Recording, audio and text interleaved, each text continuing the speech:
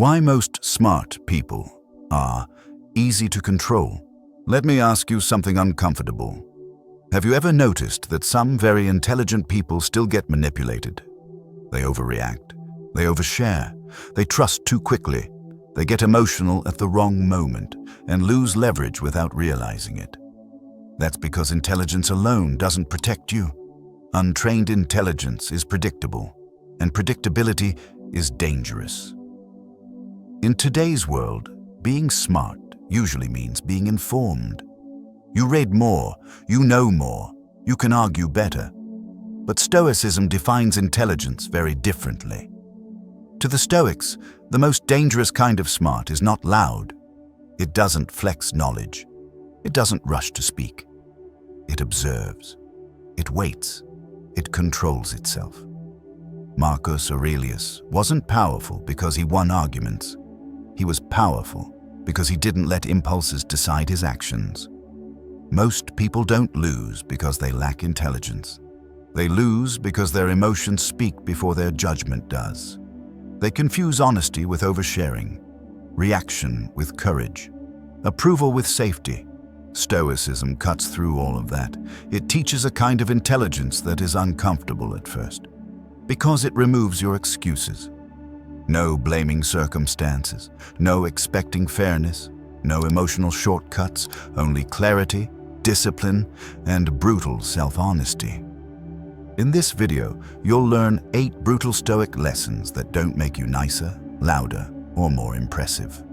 They make you harder to manipulate, harder to provoke, harder to read. Not because you hide, but because you're no longer leaking your inner state to the outside world. These lessons won't make you popular. They'll make you precise. And precision is dangerous.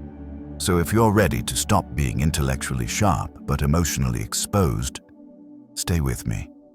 And before we begin, leave this in the comments as a reminder to yourself. I choose clarity over comfort.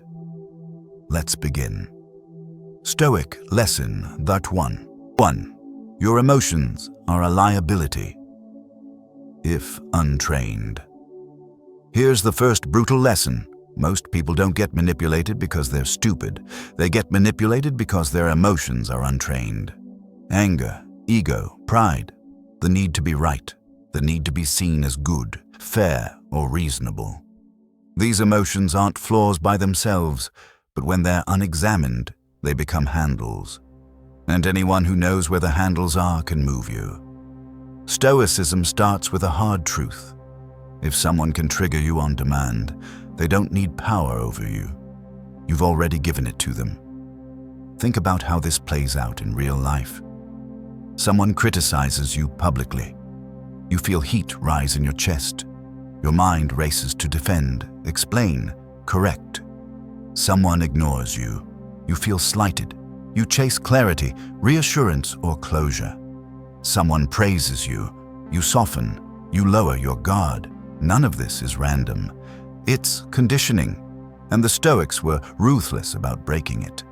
Epictetus taught that events themselves are neutral.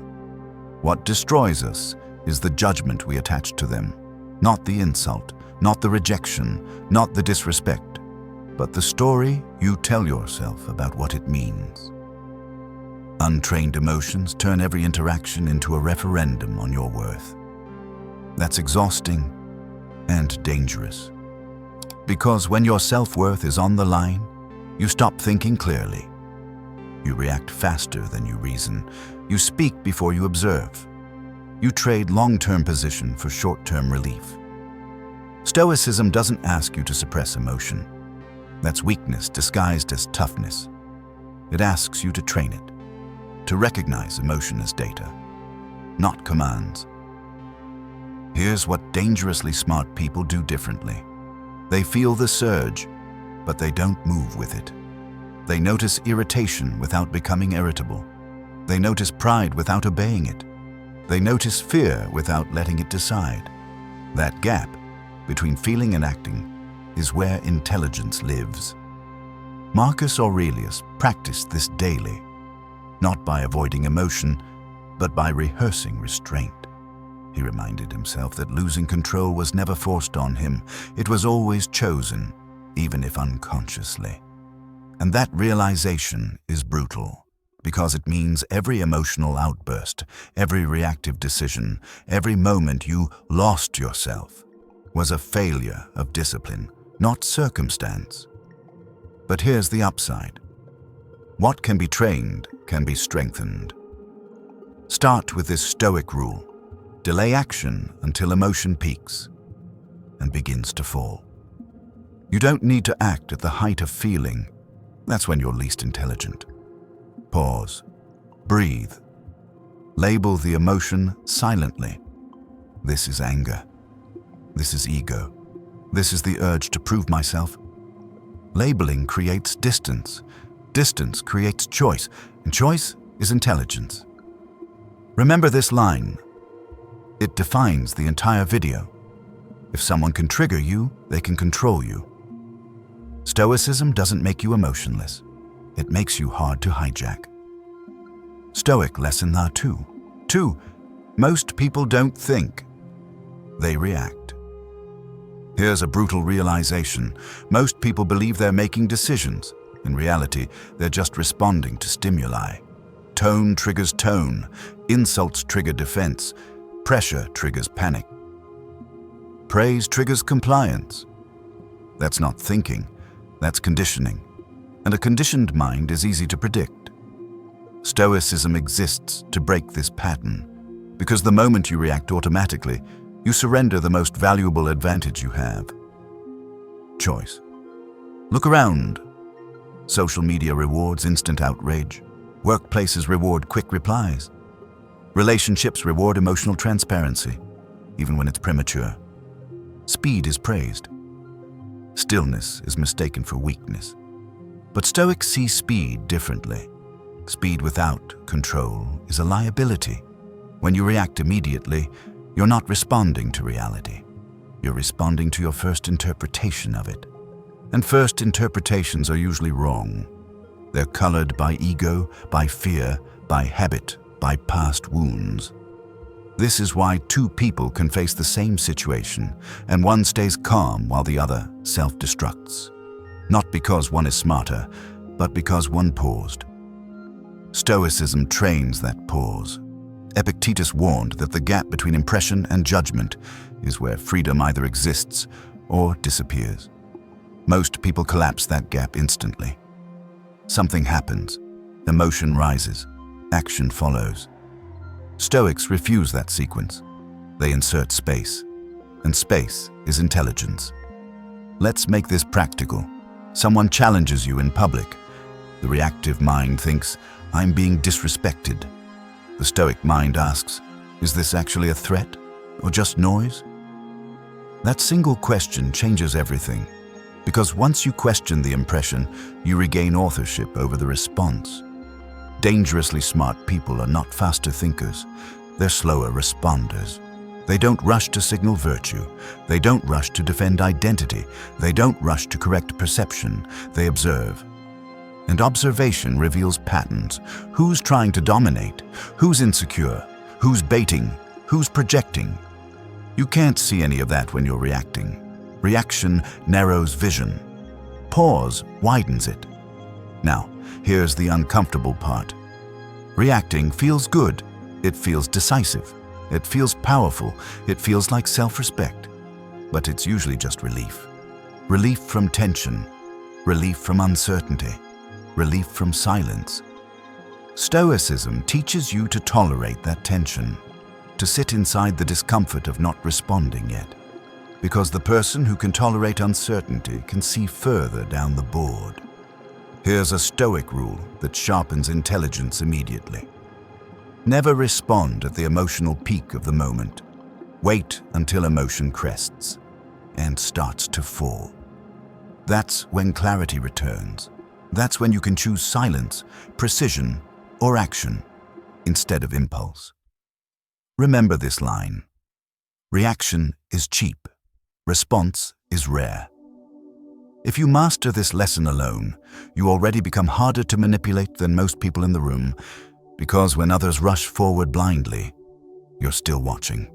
Stoic lesson number 3. 3. Being liked is expensive. Here's a lesson that hits harder as you get older. Wanting to be liked is not harmless. It quietly drains your leverage. Most people don't realize how often their decisions are shaped by one question: will this make them like me? So they soften their words. They over-explain. They say yes when they mean no. They tolerate small disrespect to avoid friction. It feels polite, reasonable, even intelligent. But Stoicism sees the hidden cost. Every time you trade clarity for approval, you train others to expect concessions, and expectations become pressure. The desire to be liked pushes you into behaviors that are easy to exploit. You apologize too quickly. You reveal too much. You give before trust is earned. You stay longer than you should. None of this happens because you're weak. It happens because you're human.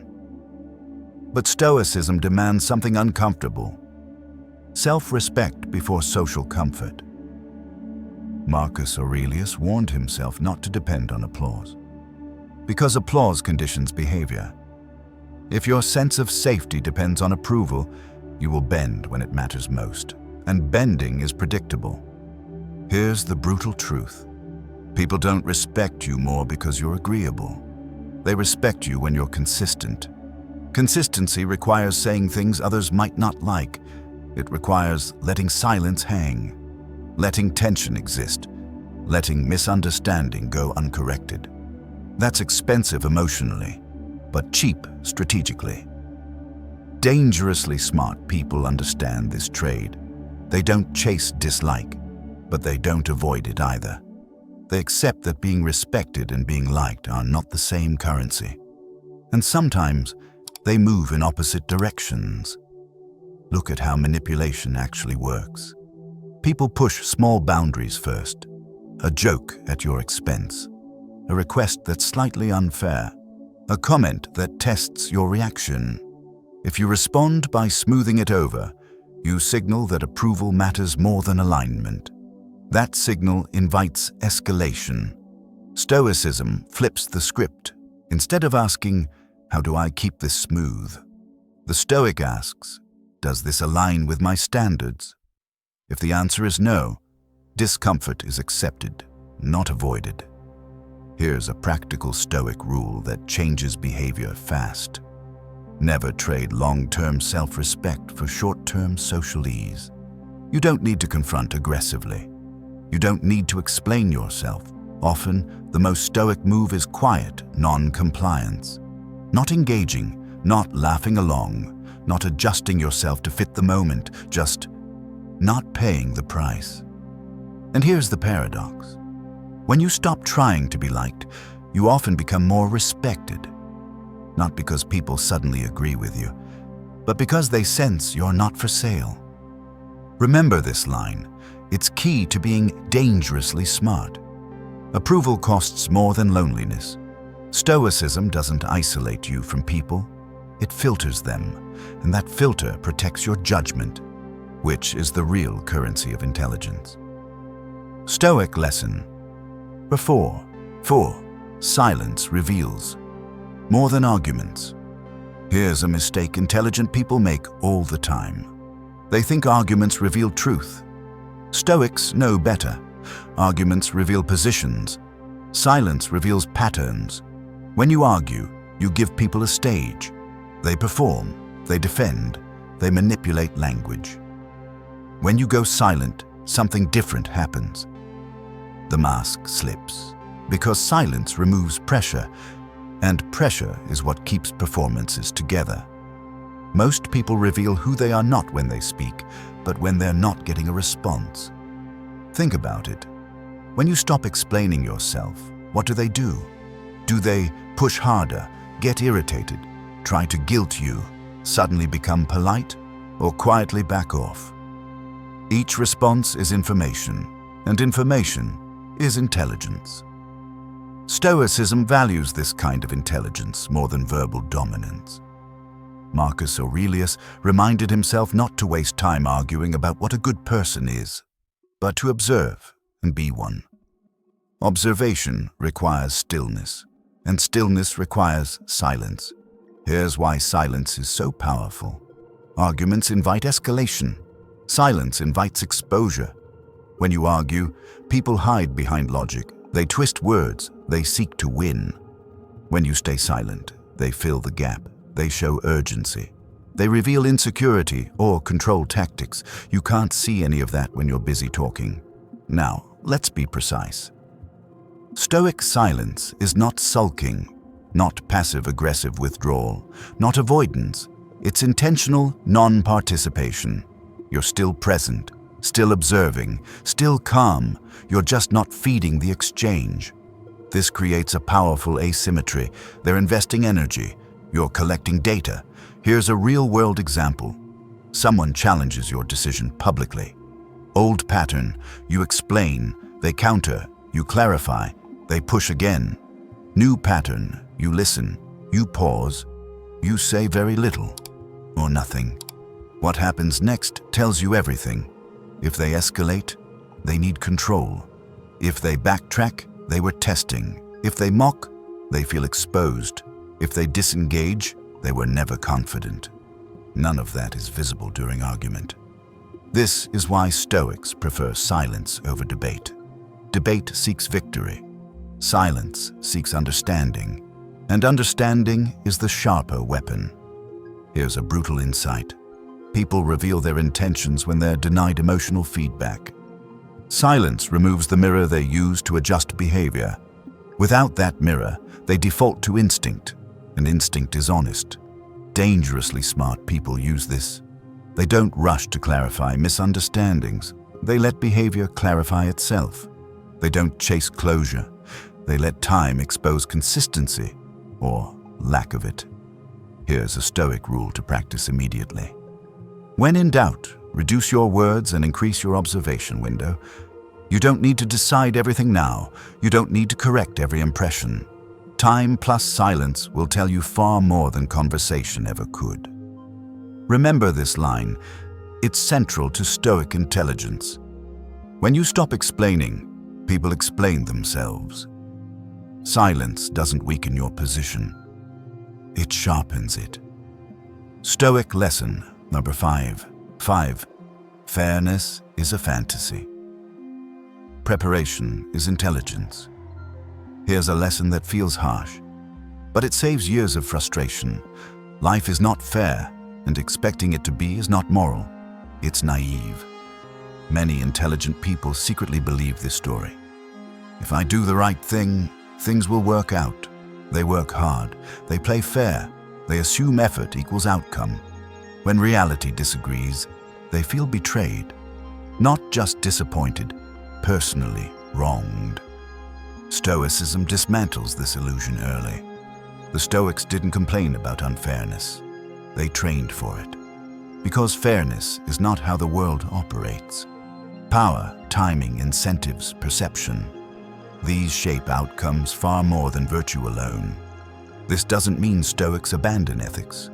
It means they separate character from expectation. You act with integrity because it's right, not because it guarantees reward. That distinction is dangerously smart. Why? Because when you expect fairness, you're emotionally unprepared for reality. You're shocked by betrayal, crushed by loss, distracted by resentment, and resentment clouds judgment. Stoics refuse that weakness. They ask a different question. Given reality as it is, what should I prepare for? Preparation beats hope. Consider how people get blindsided. They trust words over patterns. They assume loyalty where there is convenience. They expect rules to protect them from human nature. Then when things go wrong, they freeze. Stoics don't freeze. They anticipate. Not pessimistically, strategically. Seneca warned that suffering is amplified when events surprise us. What you rehearse mentally loses its power to shock. This is why Stoics practice negative visualization, not to become cynical, but to become ready. They imagine loss before it happens. They imagine setbacks. They imagine unfair outcomes. So when reality delivers them, they respond instead of collapse. Dangerously smart people understand this. You don't prepare because disaster is certain. You prepare because surprise is costly. Let's make this practical. Instead of asking, "Why did this happen to me?" the Stoic asks, "What did I fail to account for?" That shift alone restores agency. You stop arguing with reality and start working with it. This lesson changes how you move through the world. You document agreements. You protect your time. You diversify trust. You keep leverage where possible. Not because you're paranoid, but because you're realistic. Here's the Stoic rule that defines this lesson. Expect human nature, not ideal behavior. When you do, outcomes stop feeling personal, and when things go well, you appreciate them without depending on them. Remember this line. It's central to dangerous intelligence. Smart people don't expect fairness, they expect reality. Stoicism doesn't make you bitter, it makes you prepared, and preparation is what turns intelligence into resilience. Stoic lesson 6. Information is power, only if you control it. Here's a lesson that separates the observant from the exposed. Information is not power by default. Controlled information is. Most intelligent people assume transparency is strength. They share their plans, their frustrations, their next move. They call it honesty. Stoicism calls it leakage. Every detail you reveal becomes context others can use to predict you, pressure you, or position themselves around you. Not everyone uses information maliciously, but everyone uses it. That's the risk. Stoics understood this long before modern psychology. They didn't broadcast intentions. They didn't narrate emotions. They didn't seek relief through disclosure. They believed in reserve, not secrecy for its own sake, but restraint. Because the more people know about your inner state, the easier it is to influence you. Think about how leverage works. If someone knows what you want, what you fear, what you're insecure about, what you're working toward, they don't need to confront you. They can steer you. Most manipulation isn't aggressive, it's subtle. A well-timed comment, a suggestion framed as concern, a delay when they know you're anxious. Dangerously smart people reduce these entry points. They speak less about goals in progress, emotional reactions, internal conflicts, long-term strategy, not because they're deceptive, but because unfinished things are fragile. Stoicism respects fragility. Seneca warned that many plans fail, not because they're bad, but because they're exposed too early. Exposure invites interference, not always intentional, but disruptive nonetheless. Here's where intelligent people get trapped. They overshare to bond, to be relatable, to lower defenses. But that bonding comes with a cost. Once people feel entitled to your internal world, they feel entitled to influence it. Stoics don't give that access lightly. They separate thinking from speaking. Thinking is private, speaking is deliberate. Here's a Stoic rule that sharpens intelligence immediately. Do not reveal what you're not prepared to defend or lose. If you're not ready for opinions, delays, or pressure, keep it internal. Work quietly. Decide privately. Move cleanly. And when you do speak, you speak with intention, not relief. This doesn't isolate you. It protects momentum. Look at people who command quiet respect. They don't explain every move. They don't vent publicly. They don't narrate growth in real time. You hear about their progress after it's stable. That's not luck. That's discipline. Remember this line. It's central to being dangerously smart. What you reveal can be used. Stoicism doesn't teach paranoia. It teaches discernment, and discernment is what keeps intelligence from becoming vulnerability. Stoic lesson number 7. Detachment is strategic, not cold. Here's where many people misunderstand Stoicism. They think detachment means you stop caring, that you become distant, emotionless, disconnected. That's wrong.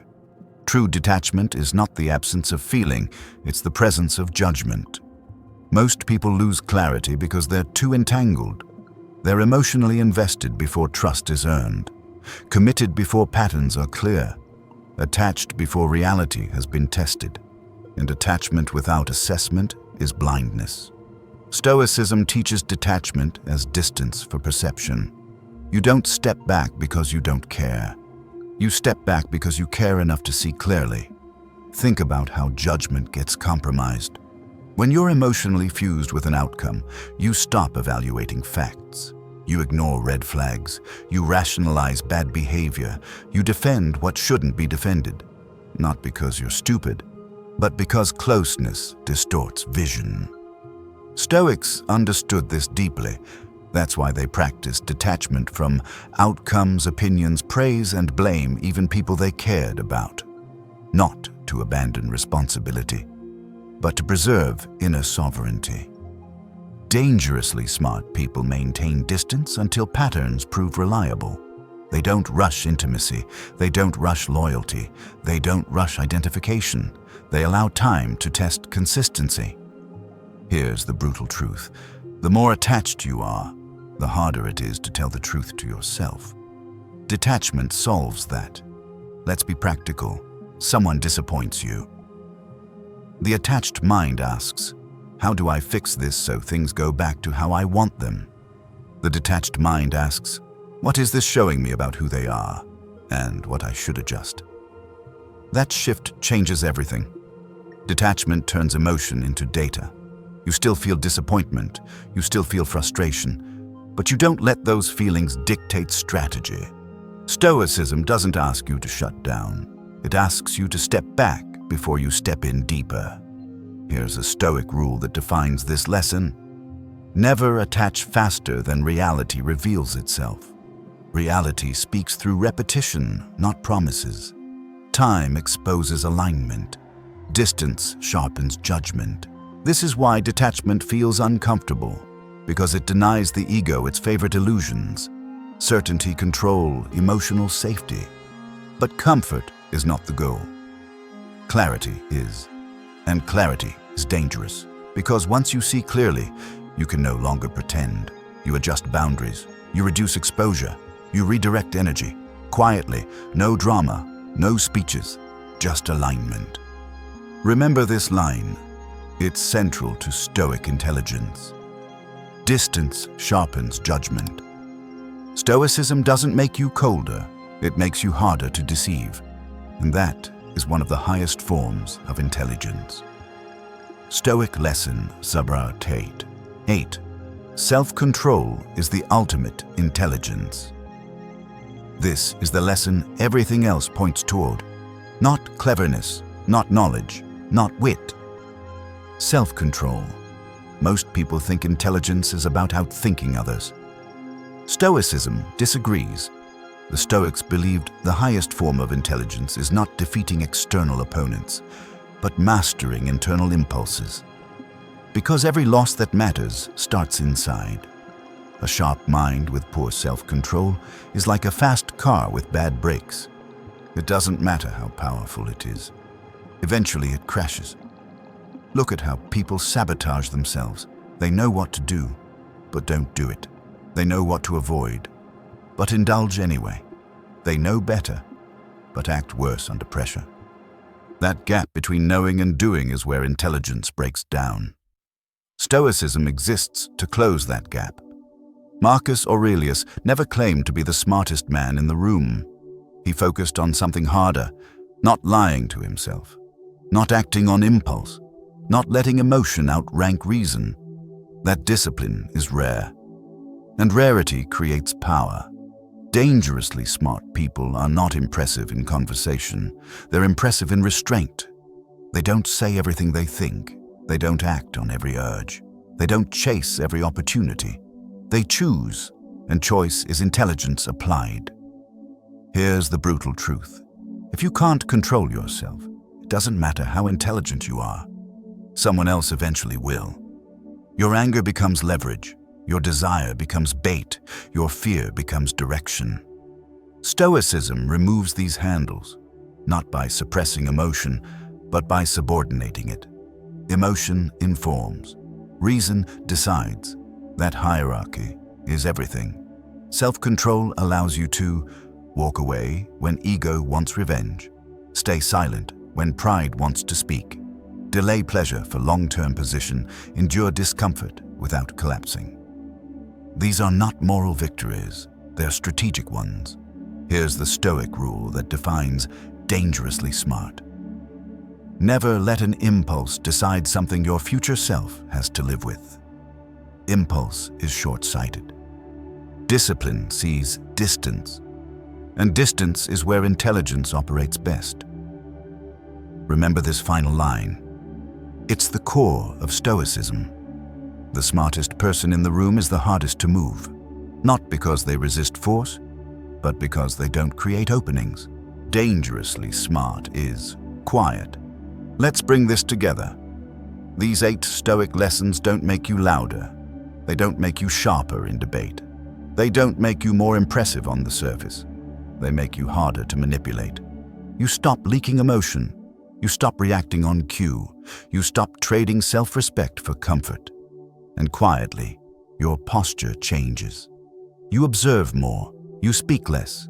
You act with intention. Stoicism doesn't give you control over other people. It gives you something far more valuable: control over yourself. And once you have that, most external problems lose their grip. If you want to apply this, don't try to master all 8 lessons at once. Pick one. Practice it for 7 days. Watch how people respond when you change, not when you explain. Because real intelligence doesn't announce itself, it moves silently. If this video sharpened your thinking, support the channel by liking and subscribing, and leave this in the comments, not as motivation, but as discipline. I'm calm, I'm alert, I'm hard to manipulate. That's how Stoics move, quietly, deliberately, and dangerously smart.